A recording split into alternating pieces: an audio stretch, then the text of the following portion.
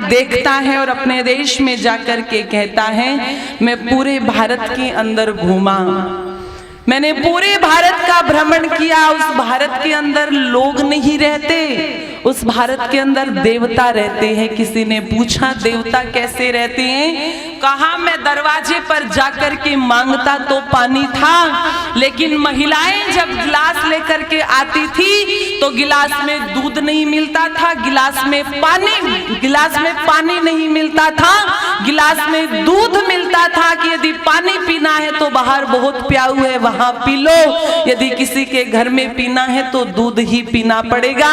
उस देश के अंदर तो देवता रहते हैं। मैक्स मूलर से पूछा था तुझे स्वर्ग जैसा स्थान कहां दिखाई देता है? तो मैक्स मूलर भारत की तरफ इशारा करते हुए कहता है कि मुझे उस भारत के अंदर स्वर्ग जैसा वातावरण दिखाई देता है, वो स्वर्ग में देश मुझे भारत दिखाई देता है। आज क्या हम कह सकते हैं ये भारत देश स्वर्ग है? हम कह सकते हैं? नहीं कह सकते। क्यों? क्योंकि प्रत्येक व्यक्ति अपने कर्तव्य को नहीं निभाता। वो चिड़िया वाली कहानी सुनाई जा रही थी आदरणीय भ्राता जी के द्वारा।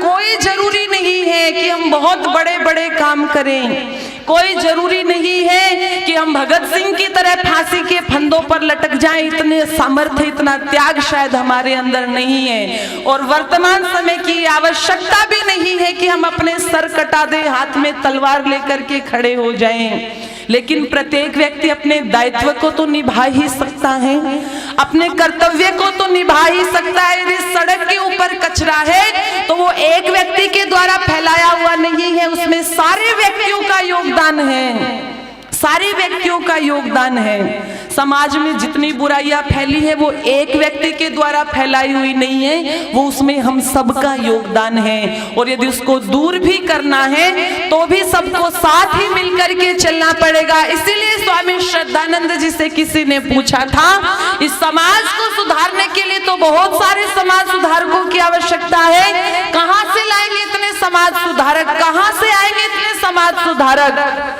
तो स्वामी श्रद्धानंद जी क्या कहते हैं? समाज को सुधारने के लिए समाज सुधारकों की नहीं, खुद सुधरो की आवश्यकता है, खुद सुधरो की आवश्यकता है। इसलिए नारा लगाते हैं हम सुधरेंगे तो जग सुधरेगा, हम ही नहीं सुधरेंगे तो फिर जग भी कैसे सुधरेगा? ध्यान रखना, जिन्होंने हंसते हंसते अपने प्राणों को इस बलिवेदी पर हो जाए, लेकिन जी पड़ोसी के घर में हो जाए, हमारे घर में ना हो। हम अपने बेटे को फांसी के फंदे पर झूलता हुआ नहीं देख सकते। और यही माँ विद्यावती सोचती तो, यही बात भगत सिंह के दादाजी सोचते तो, वही भगत सिंह के दादाजी जिसका यज्ञोपवीत संस्कार महर्षि दयानंद ने करवाया था, और उन्होंने अपने पोते भगत सिंह को खड़े होकर के कहा था लोगों के सामने कि मैं अपने पोते को भी राष्ट्र की बलिवेदी पर आहूत करता हूँ, कुर्बान करता हूँ। और वही छोटा सा भगत सिंह था जो अपने पिताजी के साथ खेत में देखता है कि पिताजी अन्न बो रहे हैं, बीज बो रहे हैं, तो पूछता है क्यों बो रहे हो पिताजी?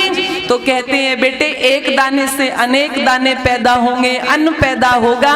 वो छोटा सा भगत सिंह कहता है पिताजी यदि हम इस बीज की जगह बंदूकें बो दे, तलवारें बो दे, बम बो दे तो भी वो कई गुना हो सकते हैं, वो भी तो उग जाएंगे जो अंग्रेजों को भगाने के काम आएंगे। क्या संस्कार, क्या विचार थे तब जाकर के ये देश आजाद हुआ है, ऐसे ही नहीं हुआ। आजाद हिंद फौज का नेतृत्व करने वाले नेताजी सुभाष चंद्र बोस, उन्होंने जब आजाद हिंद फौज की स्थापना की और लोग भर्ती हो रहे हैं पहले मैं, सुभाष चंद्र बोस जी ने ये नियम बनाया था कि जिस माता पिता के मात्र एक संतान है उसके बेटे को हम आजाद हिंद फौज में भर्ती नहीं करेंगे।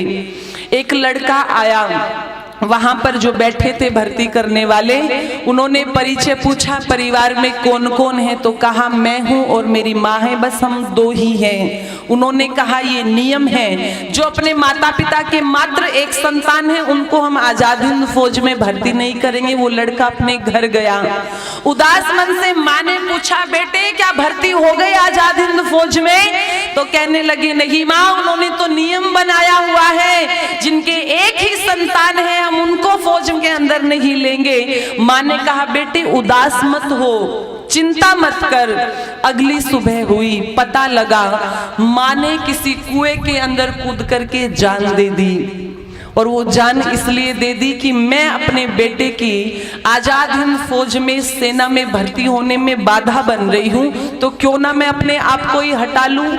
वो लड़का कुछ दिनों के बाद में फिर गया भर्ती होने के लिए और उन्होंने कहा तुम फिर आ गए, तुम फिर आ गए, कहा तो था हम आपको नहीं ले सकते फौज के अंदर। तो वो लड़का कहता है आज तो लेना ही पड़ेगा, केवल मेरी माँ थी मेरे जीवन में, मुझे फौज में भर्ती कराने के लिए मेरी माँ ने अपने प्राणों की आहुति दे दी है, बलिदान दे दिया है, इसलिए अब तो कोई रोक भी नहीं सकता।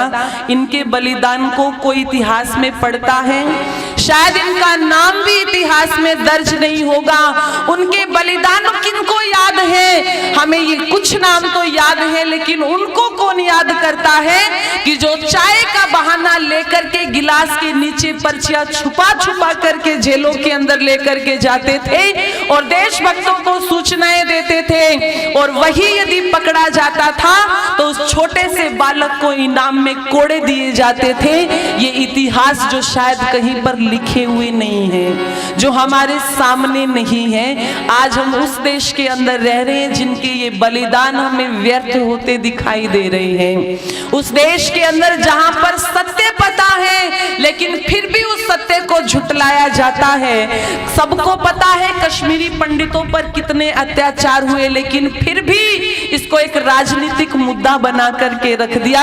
अभी हम जा रहे थे तो एक नारियल पानी पिलाने वाले इधर एक भैया हैं, आपने देखा होगा उन्होंने बोर्ड लगा रखा है कि जो भी द कश्मीर फाइल मूवी देख के आएगा अपनी साथ में टिकट लाओ और फ्री में नारियल पानी पी करके जाओ।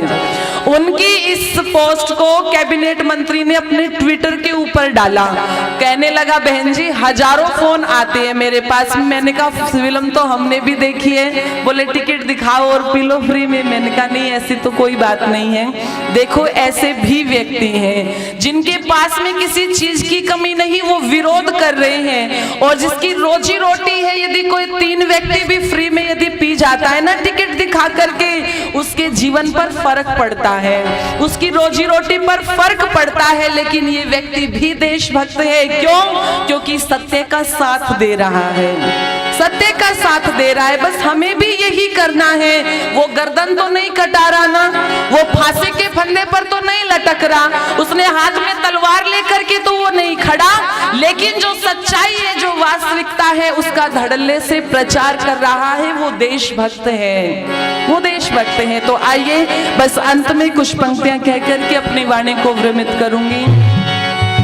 तुमको लाख बार प्रणाम भारत माँ शेरों वाली, तुमको लाख बार प्रणाम भारत माँ शेरों वाली, भारत माँ शेरों वाली, भारत माँ वीरों वाली, भारत माँ शेरों वाली, भारत माँ वीरों वाली, तुमको लाख बार प्रणाम भारत माँ शेरों वाली, तुमको लाख बार प्रणाम।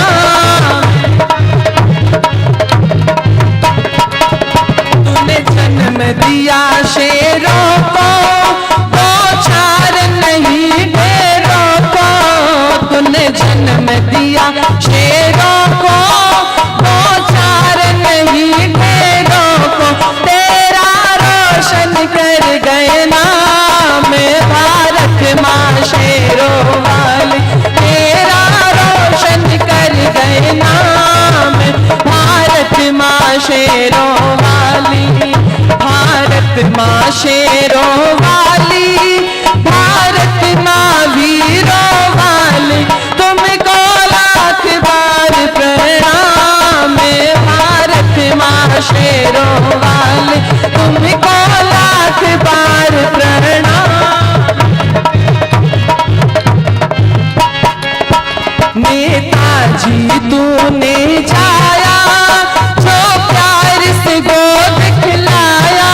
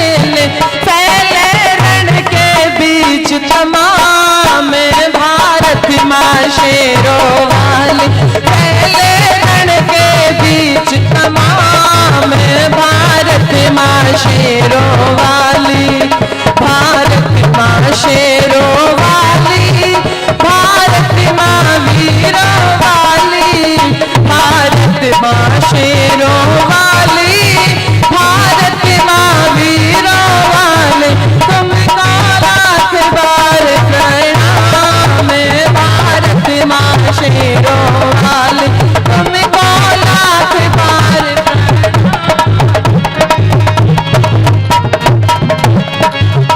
झांसी की लक्ष्मी बाई तेरी संतान थी प्यारी, झांसी की लक्ष्मी बाई तेरी संतान थी प्यारी, वो भी कर गई सर संग्राम भारत माँ शेरों वाली, वो भी कर गई सर संग्राम भारत माँ शेरों वाली तुमको लाख बार प्रणाम भारत माँ शेरों वाली तुमको लाख बार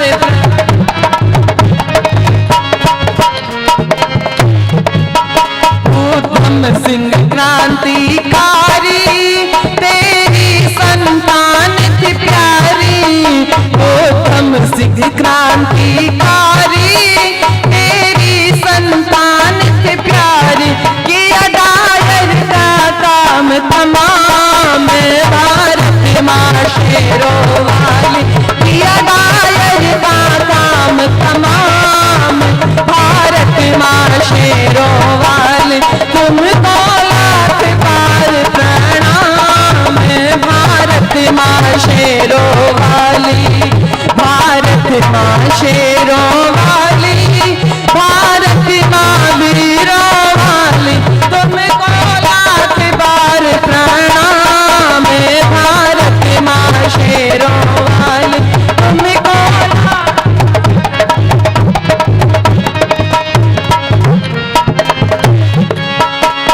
और इन सारे क्रांतिकारियों के अंदर प्रेरणा भरने वाला कौन था?